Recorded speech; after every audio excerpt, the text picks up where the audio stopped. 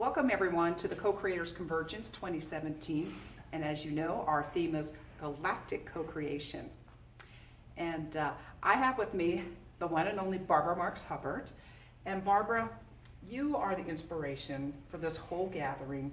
This is our 5th year, and although we're very disappointed that you can't be with us in the physical right here for our gathering, but we are very pleased that your movie, The American Visionary, that Karen Everett did, the documentary, that you're going to be in Sedona premiering that and also receiving an award. Yes. So it actually all started with an award ceremony here in 2013 when you got the Spiritual Leadership Award from Humanities Team.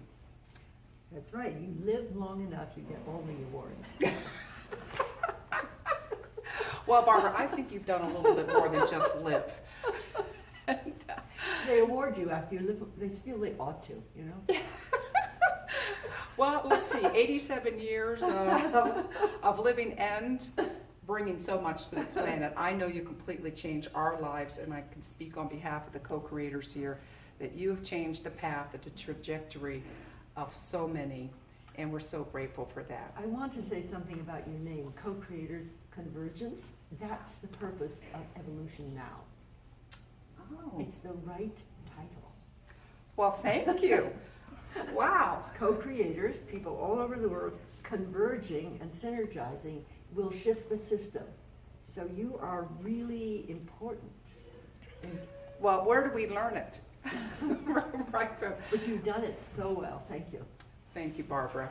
And we're just really thrilled to be here. And, you know, we also, this past year, Dr. Edgar Mitchell, you know, the Apollo astronaut, now has taken up residence on the other side of the veil. Yes. And we feel also feel that he's one of the guiding lights of our organization. Indeed, we've had several of our retreats with you at Ions in Petaluma, California. Yes.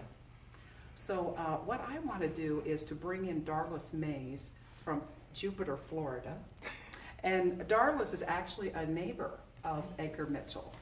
And so she is going to she wants to talk to you a little bit about your relationship with Dr. Mitchell, and also a little bit more about the Co-Creators Convergence. Thank you. So Bob, will you pause? Barbara, thank you so much for being here today. And we're going to do a little tribute to Dr. Edgar Mitchell, and I would just like to talk to you about your relationship with him. How did you become friends? I remember vividly the first meeting. We had just founded the Foundation for Conscious Evolution, and he had just founded the Institute of Noetic Sciences. And what I remember is a certain gesture he made. He said, "You know, Barbara, I feel like I'm walking on a very narrow plank, and I'm just about to put my foot down and there's nothing there, but I put it down anyway and the plank comes up. And then I put the next foot down and the plank comes up." And I remember I said, I feel exactly the same way. When you are an evolutionary pioneer, you are going into the unknown, and you're the one creating the unknown. Yes. Oh, wonderful, wonderful. That's why it's not there till you do it. Right. Oh, that's great. Barbara, is there another fond memory you have of Edgar Mitchell? I have a very fond memory. I was doing a big type of conference called SynCons, for Synergistic Convergence. And we had gathered people from every sector of the wheel, health, education, economics, and they all sat together in a big room, and Lieutenant Uhura from Star Trek began to sing Joshua Fit the Battle of Jericho, and the walls came a-tumbling down. Then the people started to spiral, and you couldn't stop them. And my partner, John Whiteside, was, sit down, we're in the political arena. You're supposed to be, talking about goals, needs, and resources. They wouldn't sit down, and Edgar Mitchell walked in. And he said to me, "Barbara, if you had had a spiritual Geiger counter, it would have gone off the charts. The root of the word religion is religare, bind back and make whole.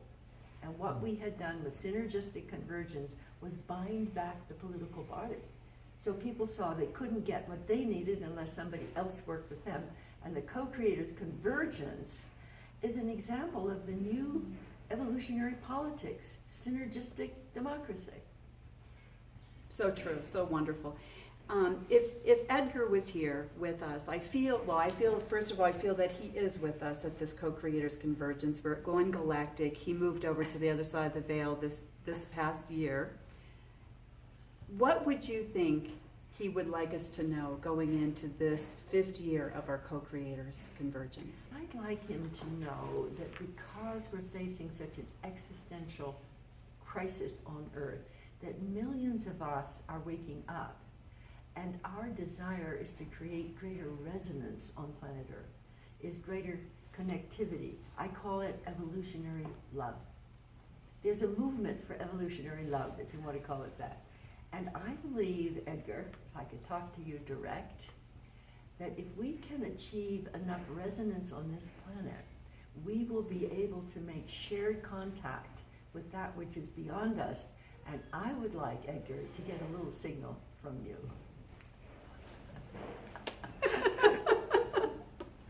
And I would like to second that. For the whole Co-Creators Convergence this year, going galactic, Edgar, I also would like, as a whole, a sign from you this coming weekend. What else would you like to tell us, Barbara? Anything else?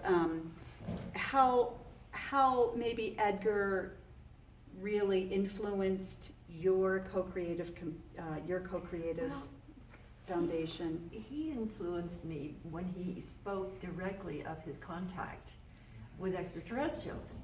Now, I am somebody who feels that I've been guided by higher life.